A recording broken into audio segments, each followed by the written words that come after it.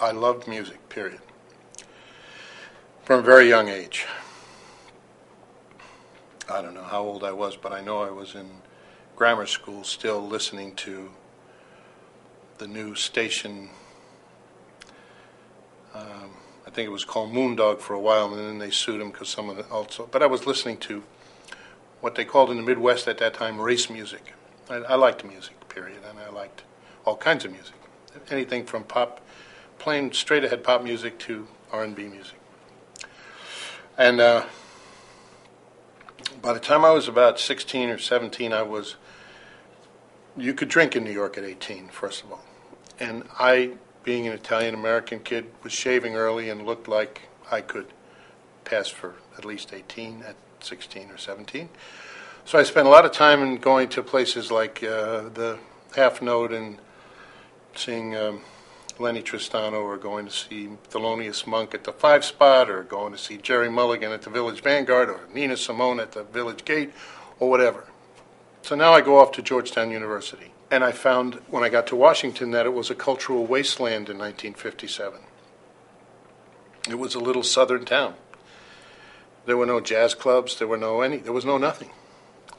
So me and a fellow named Charles Rosati started the first intercollegiate jazz festival. And we got tapes from all over the country, from jazz bands that were affiliated with the college. So that I got to know agents. I promoted a concert with Dave Brubeck as a result while I was 19. So it seemed exciting, heady stuff to me to go to New York and deal with Oscar Cohen at Associated Booking, where Louis Armstrong's the big jazz agency Joe Glazier owned. So it got to me, and then I got married my junior year. And I guess the next thing to do was to go to law school. So I was thinking about the next year coming and going to law school. And my father was an engineer, and, it was hard for him to pay for me to go to school. And I thought, I can't let him pay for me to go to law school. Plus, I don't want to go to law school part-time. So how will I solve this dilemma? And I decided that this city, which needed to have a club, that I would open a club. And if I opened it in my senior year at Georgetown, by the time I had to go to law school, it would be so successful that I'd be able to have a manager run it. I'd be able to have full-time, I'd be able to go to school full-time and yet support myself, and my wife would work. Only a 20-year-old, dreamer could think that would work. But it did work. I opened this club. At that time, up Wisconsin Avenue and on 34th, all there were beer bars. I mean, regular full bars, but places where college kids drank beer. There were college kids all over Washington. So I thought, well, if I put in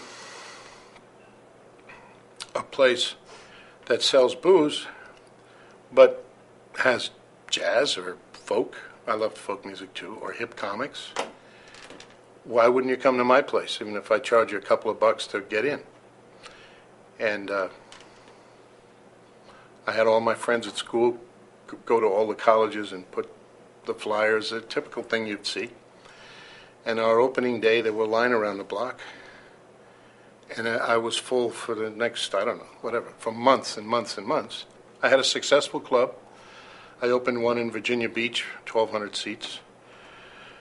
I promoted concerts.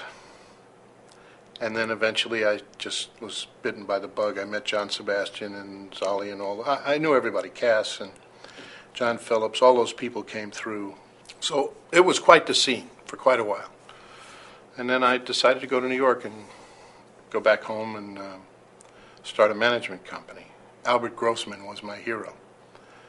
Albert eventually managed Peter, Paul and Mary, Odetta, the band, Janis Joplin. I don't know who I'm leaving out, but I'm leaving out a couple. So my first band was the Lovin Spoonful, and we had 10 top 10 records in a row. So that's how it was. And I wasn't very good at the beginning. I was good creatively. I knew what a good show was, but the business was still a little over my head. Then I managed. Then I moved to California in '70, and I signed Earth, Wind and Fire with Joe Ruffalo, was my partner at the time, an old boyhood pal.